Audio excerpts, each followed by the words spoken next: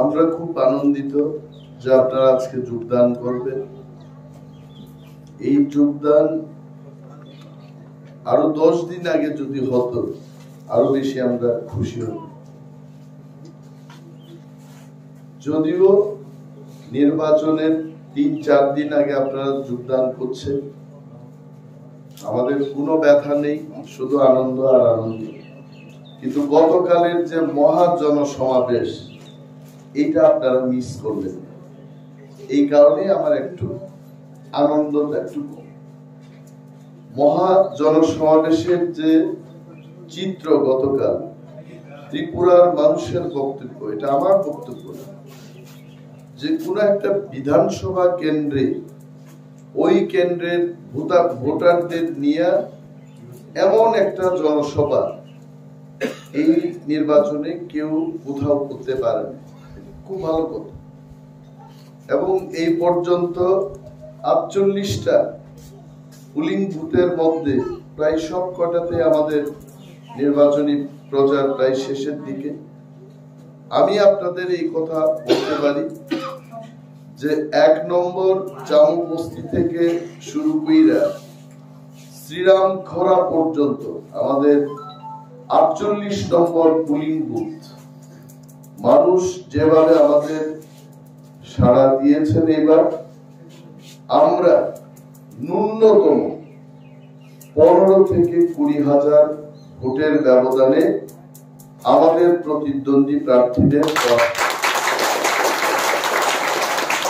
এবং আপনাদের আশাতে এখানে আমি যা লিস্ট দেখলাম, খুব আনন্দিত যে এখানে বাঙালি অংশের মানুষ আছে, চাষা, তেলেঙ্গা, দেববর্মা, সমস্ত সম্প্রদায়ের আমাদের এখানে 54 পরিবারের 191 ভোটার আপনারা যোগদান করবেন। প্রত্যেককে আমি স্বাগত জানাই তীব্রামথা দলের পক্ষ থেকে। এবং আপনারা এমন সময় এইছেন যে অনেক সময় ভগবানও বলে যে স্বর্গে যাওয়ার শেষ বাসটা এইটাই, উঠো উঠো। এই বাসের মধ্যে আপনারা উঠবেন এবং তীব্রামথা এবার প্রথমবার ত্রিপুরায় একা 34 থেকে 38টা সিট নিয়ে সরকার গঠন করে। এই সরকারের পরে আপনারা যাইতেছেন। এখন আপনাদের সমস্যার কথা, আপনাদের পানীয় জলের সমস্যা থাকতে পারে, আপনাদের নিজস্ব পারিবারিক ছেলে মেয়েদের চাকরি সুবিধার ব্যবস্থা করার জন্য এই ধরনের প্রবলেম থাকতে পারে। সমস্ত প্রবলেম যেটা রাজনৈতিকভাবে ক্ষমতার বলে সরকারের বলে বলিয়ান হয়ে যদি করতে পারি, এই কাজগুলো কিন্তু আমি করব।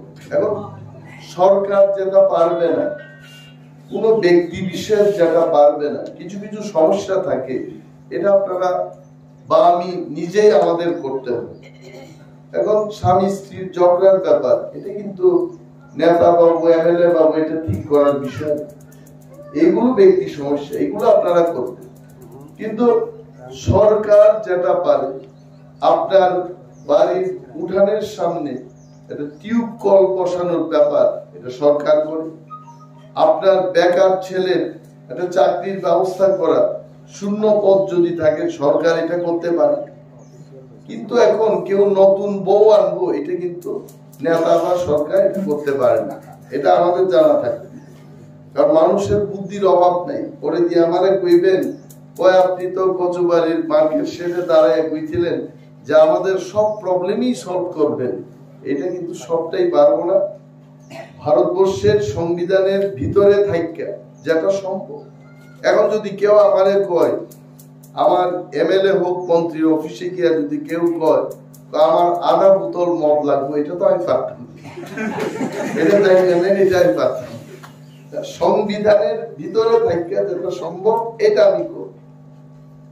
তো এলাকা করঙ্গি ছড়া, এই এলাকা আমার কাছে খুব পরিচিতি এলাকা। এই এলাকার অনেক মানুষের সাথে আমার আগেও, এখন না, শুভেচ্ছা বিনিময় হইত। ভালোই হয়েছে আপনারা সবাই আইছেন। এবং একটা কথা আপনাদের বলি, এখনো 2 দিন টাইম আছে। আজকে যারা যোগদান করছেন আমাদের প্রিয় বন্ধুরা, আপনারা যারা তীব্রামথায় আইছেন, আজকে থেকে কালকে পর্যন্ত এই 2টা দিন জান প্রাণ দিয়ে, হিন্দিতে একটা কথা থাকে, মৌকা হাত সে ছুটনে মত দো। এই মৌকা মানে এই একটা সুযোগ, এইটারে ব্যবহার করবে। আরো 2 দিনে যদি আমরা পরিশ্রম করি, আরো 50টা ভোট আমরা বাড়াইতে পারব। কারণ বিজেপির বিরুদ্ধে কথা কওয়ার অনেকগুলো কথা থাকে। রেগার শ্রমিকের মজুরি বৃদ্ধি করার কথা করছে না, এটারই কইবেন। তাদের কথা, বোমটা তো তারা আমাদের দিকে ফালাইছিল আগে, এই বোমটারে খালি ক্যাচ কইরা এমনি ফাটার আগে খালি এরার দিকে ফালানি, এরপর এরাই শেষ। নতুন বোমা ফালানির কোনো দরকার নেই। এরার যে বোমা তারা ফালাইছিল, মিথ্যার বোমা, এটা খালি ক্যাচ কইরা এদের দিকে আবার মারো। এই 340 টাকা মজুরি করবো কই করছে, এটা মানুষের কানে কানে গিয়া কইবেন। তারপরে তারা আরো কইছিল কি, যারা মেয়ে ছেলে মেয়ে জন্ম হয়, মেয়েদের জন্য বলে একেবারে ফ্রিতে শিক্ষা দিব, কই দিছে এই কথাগুলো কইবেন। কালকে নরেন্দ্র মোদীজি যে হারে কথা কইতেন, আমার তো অবাক লাগলো। কইছে 5 বছরে 4.25 লক্ষ ঘর নির্মাণ কইরা মানুষের দিছে। কই দিছে? 4.25 লক্ষ ঘর দিছে এই 5 বছরে। পাইছেন কেউ এই গরঙ্গিছড়া এলাকায়? আমি 23টা ভিলেজ কমিটির মধ্যে ঘোরাঘুরি করি, মানুষের ভাঙা বাড়ি ছাড়া কিচ্ছু দেখছি না। আর মোদিজি কেউ মনে কয়ে দিছে তাই যে আপনি এটা কথা কর। আরে মিথ্যা কথা কর তো একটা সীমানা থাকে। বাঘের মুখে বয়া, বাঘের দাড়ি মুছ ফালানি ঠিক লাগে। ত্রিপুরার মাটিতে দাঁড়াইয়া ত্রিপুরার মানুষের কথা মিথ্যা কথা কইব, এটা হয় নাই। মোদিজি ত্রিপুরার কথা যদি উত্তরপ্রদেশে গিয়ে কইত, তাও একটু মান্য নিতাম যে না, অন্তত লোকটা ত্রিপুরার মাটিতে দাঁড়াইয়া ত্রিপুরার মানুষের জন্য মিথ্যা কথা উত্তরপ্রদেশে গিয়ে। উত্তরপ্রদেশের কথা বলেন না আপনি, মিথ্যা কথা আমরা কেউই খবর পাইতাম। মিথ্যা কথা কইতে কইতে এমন জায়গায় তারা গেছে, কালকে আপনার বাড়ির এখানে দাঁড়াই কইব, ये घर में हमने 1 किलो सोना भेजा था, এটা কইব যে এই বাড়িতেই আমি 1 কেজি সোনা পাঠাইছিলাম। আসলে কিচ্ছু পাঠাইছিলাম, সোনা তো দূরের কথা, 1 কেজি তুলাও পাঠাইছিলাম। এই যে মিথ্যা কথা, কালকে একের পর এক মিথ্যা কথা কইতে গেল। আগরতলা আন্তর্জাতিক বিমানবন্দর, এটা নাকি বিজেপি করছে, এটা বিজেপি করছে না, এটা সিপিএম এর সরকার যখন ছিল এখানে, ওইখানে কংগ্রেসের সরকার, মনমোহন সিং তখনকার মুখ্যমন্ত্রী মানিক বাবুর একটু স্যাংশন করে দিয়েছিল। আর মোদিজি আয়া কালকে কইতরা হামনে কিয়া। কালকে মোদিজির বক্তৃতা যারা আপনারা শুনছেন, দেখবেন বক্তৃতার মধ্যে কোনো জোশ নাই। আগে মোদিজির বক্তৃতার মধ্যে একটা তুফান টাইপের একটা স্পিড ছিল। কালকে দেখি কেমনে ইনজেকশন মাইরা না আস্তে আস্তে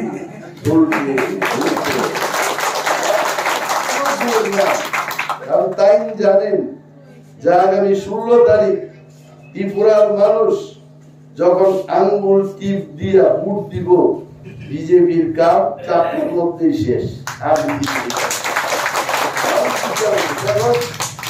আরে সরকারি পোশাক পরা যতজন ডিউটি করে এরা জিগান না, এরা সব জানে, এরা দম দুইরা বই দিতে। একটা আছে না চিড়িয়াখানাতে সিংহ টিংহ রাখে, অনেকে ভয় পায়, এই সিংহরে ভয় করতে দাঁত দাঁত ফালাই রাখছে, চেহারা দেখে মানুষের ভয় পায়, এরা ভয় পায় দাঁত গেছে, চেহারাটাই সিংহ বিজেপি। কতজনে বাইক বিক্রি করতেছে, এখন বলে আজকে খবর পাইলাম আইতে আইতে আগরতলায় 20,000 টাকায় বাইক বিক্রি করতেছে। এটা কার বাইক? বাইক বাহিনীর বাইক। এরা জানে যে এই বাইক রাইকা বিপদ রাইকা কোনো লাভ নাই। কয়েকদিন বাদে যখন কাউন্টিং হইব বিজেপির সরকার তখন থাকতো, এই বাইক দীক্ষা মানুষের চিনবো, আরে না রে এই নম্বরটা তো আইছিল একদিন, এই বাইক এখন থেকে বিক্রি করে নিতে। যে যার পারে গাড়ি বস্কি নিয়া নেতারা যার পয়সা তুলনের তুইলা লাইতে এক একটার চেহারা আমরা আরো 10 বছর বাদেও ত্রিপুরায় যে আর দেখতাম না। তারা কিন্তু প্রস্তুত, যে যার পারে ভাগবো এখান থেকে। এটা রাজনীতি না। রাজনীতি করতে গেলে এখানে আমাদের জন্য এখানেই কাজ করতে হবে। হিমন্ত বিশ্ব শর্মা আসামের মুখ্যমন্ত্রী, এই লোকটা যায় মিথ্যা কথা কেন কইতো না? নির্বাচন শেষ, সে যাইব আবার 18 সালে কত মিথ্যা কথা কইছিল, 6 লাখ প্যাকেট তো हम नौकी दे देंगे, কইতে 6 লাখ, তার তো জিহ্বা শক্ত। সে আমাদের মতো 6 লাখ বেকার को हम रोजगार देंगे এরকম কইতে পারে না লোকটা, তার জিহ্বাটা শক্ত। 6 লাখ প্যাকেট তো हम नौकी दे देंगे কই দিছে, আইবো ওই আসারামবাড়ি বাজারে বলে আইবো। দেখেন আপনারা মানুষের প্রতিবাদ করব। হিমন্ত বিশ্ব শর্মা কইছে ঘুমাকে বলিয়ে কি কি কইলো তো তখন, বা আমরা ব্যারিকেড সৃষ্টি করে ঢুকতে দিয়েন না, এখন ব্যারিকেড সৃষ্টি করেন, লোকটা আইবো। এই লোকটা কত মিথ্যা কথা। সুতরাং আপনাদের বুঝতে হবে, আমাদের জন্ম ত্রিপুরায়, আমার জন্ম আসারামবাড়ি কেন্দ্রে। আমি এখানে মিথ্যা কথা কইলে কালকে আপনারা বাজার হাটে পাইবেন আমার কিও আপনি দেখি এটা কইছিলেন, আপনি কেন এটা করলেন না? জনগণের একটা অধিকার আছে। কিন্তু এই রাজনাথ সিং, অমিত শাহ, নরেন্দ্র মোদী, এটা কি এখানকার লোক নেই?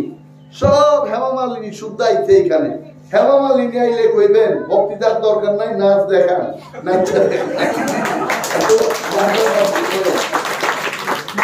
সিনেমার গান লাগাইবেন। তারপরে কেউ ধর্মেন্দ্র সাজ্জা কইবেন কি কি হেমা মালিনীর কি নাম আছিল,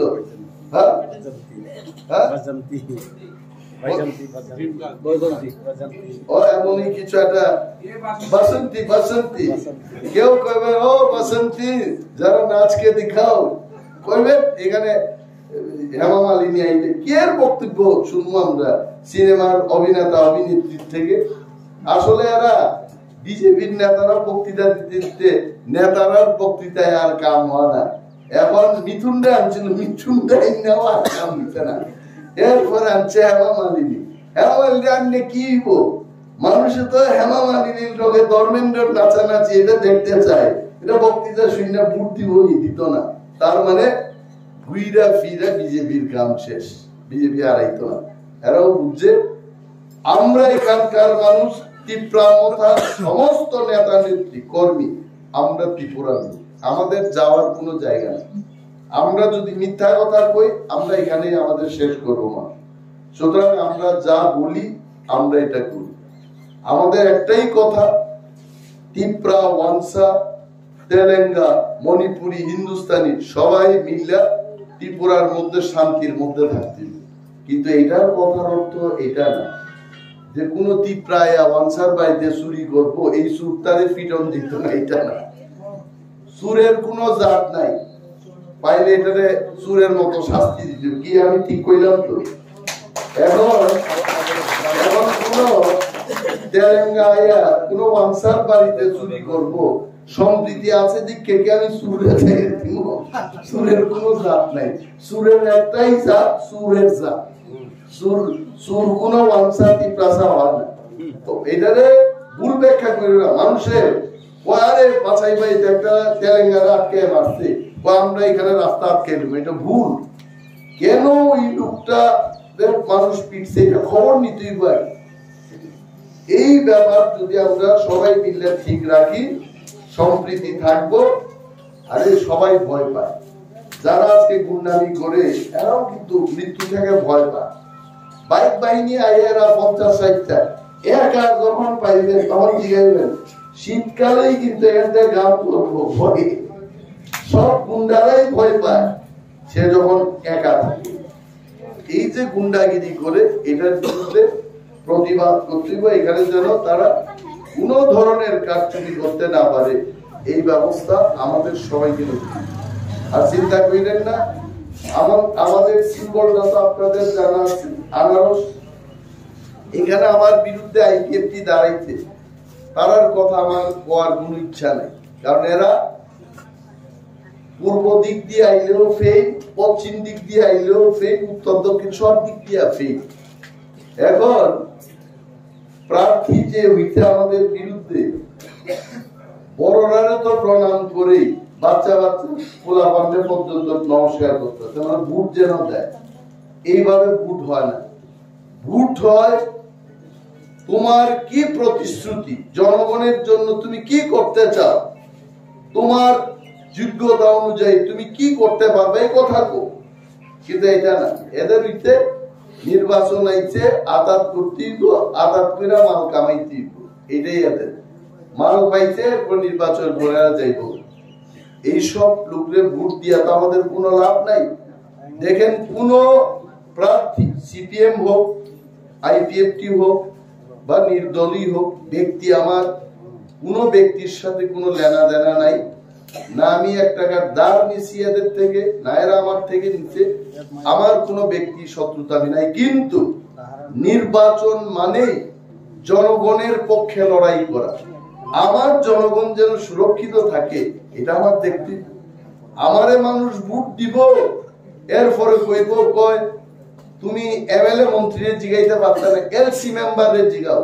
এমন একটা দল আছে ত্রিপুরায়, তো ভোট দিছ রাজেশ বাবুরে, আর চাকরি চাওনের ব্যাপারে পিছিয়ে কয় রাজেশের লোক কোনো কথা নাই, এলসি মেম্বারের লোক কথা। তো এইটাই কালচার। বিয়ে কইরা আনলাম এক মহিলারে, আর আরেক মহিলার লোকে সংসার করবো, এটা হয় নাকি? বিয়ে কইলাম এক মহিলার লোকে, আর সংসার করতে আর এক মহিলা, এইরকম হয় না। এরকমও দল আছে। এটা তো আপনাদের অভিজ্ঞতা। 25 বছর, 10 বছর, 35 বছর এমনটা কইরেই তো চাষাই থেকে গেছে, তেলেঙ্গাই থেকে, তার উন্নতি হচ্ছে না। কেউ আইছে কইছে না আমার আসারামবাড়ি কেন্দ্রে তেলেঙ্গা 2200 ভোটার আছে, 3000 ভোটার আছে, এত পরিবার আছে, অন্তত 5টা চাকরি এইবার তেলেঙ্গাদের জন্য হবে, কইছে কেউ? কইতো না। নির্বাচন আইলে ওই এটা পাইছে কি অর্জুন তেলেঙ্গা, এটারে গলার মধ্যে দড়ি বাইন্দা, ওই শিকারি মুরগ থাকে না জঙ্গলে, এটারে নিয়ে ককবারে কইব জঙ্গলের, এটাই ওইটার গর্ব। আমাদের এই শিকারি মুরগের ব্যবস্থা একটু শেষ করে দেন। এই শিকারি মুরগটা নিজেরা পায় কিছু না, কিন্তু সাধারণ মানুষ কি পাইছে? শিকারি মুরগের দরকার না, খাঁটি মুরগির দরকার, বাড়িঘরের মুরগির দরকার। এদের কাম কি? আগরতলায় নিয়ে একটু সম্মান দেয়, মারা গেলে ফুলের মালা চড়াইবো, আরে মারা যাওয়ার পয়টা উড়াইবো না ফালাই দিব, এটার কোনো কি দরকার আছে? জীবন্ত কালেই মানুষের কোনো সম্মান নাই, মারা যাওয়ার পরে সম্মানের কোনো ব্যাপার আছে? এটা কোনো ব্যাপার না। আমি আমার মারা যাওয়ার পরে আমার মূর্তি বয়ালে কি বোধারণী, আমার তারুর মধ্যে বয়া পাখি পায়খানা করবো, এই মূর্তির কোনো মর্যাদা নাই। মর্যাদা যদি দিতে হয় জীবন্ত কালে আমার মর্যাদা দাও, সোজা কথা। যারা জীবন্ত এরার কথা আমার চিন্তা করতে, এরা কি 2 বেলা খাইতে পাইতেছে, এটা আমার চিন্তা করতে। এদের কি ব্যথা বেদনা এটা আমার দেখতে। মারা যাওয়ার পরে এরা 5,000 টাকা নিয়ে উপস্থিত, এই দল করে আমাদের কোনো লাভ নাই। তীব্রামতা চাই, হিন্দুস্তানি, বাঙালি, মণিপুরি, ত্রিপুরা, মুসলিম সর্বংশের মানুষ, আমরা একে অপরের সম্মান দিয়ে, আমরা যেমন ত্রিপুরারা অসম্মানিত হইলাম, এরকম অসম্মান আমরা কেউ করতে চাই। তেলেঙ্গার মতো থাকবা, ব্যায়াম ট্যায়াম করে সলমন খানের মতো আমরা কয়েকটা দেখতে চাই যে না এরা প্রতিষ্ঠিত হচ্ছে জীবন। এটাই আমার কথা। ভোট দেন, সরকার আনেন, নিজের শেয়ার নিজে নিয়ে যান। না নিজের ভোট নিজে দিন, যাকে খুশি তাকে দিন। আমি নিজের ভোট নিজে দিন, তীব্রামথায় ভোট দিন, যাকে খুশি না। যারে খুশি দিয়ে দিলে কাজ করবো নি, কাজ করার মতো লোকের ভোট দিন। এই কয়েকটা কথা কই। গোপাল বাবু আমার দিকে চাইতেন দূরের থেকে। গোপাল বাবু কিন্তু শুনতে আসেন আমার বক্তব্য, ভালো লাগে ওনার অনেক। তো সবাই রে আবার ধন্যবাদ জানাই, শুভেচ্ছা জানাই। 16 তারিখ আপনারা নির্ভয়ে যার যার ভোট আনারস সিম্বলে ভোট দিয়ে বিপুল ভাবে জয়যুক্ত করবেন। এই আবেদন আপনাদের কাছে রেখেই আমি আমার আলোচনা শেষ করছি। ইপ্রামথা লগ্নি ওবাগ্রা লগ্নি।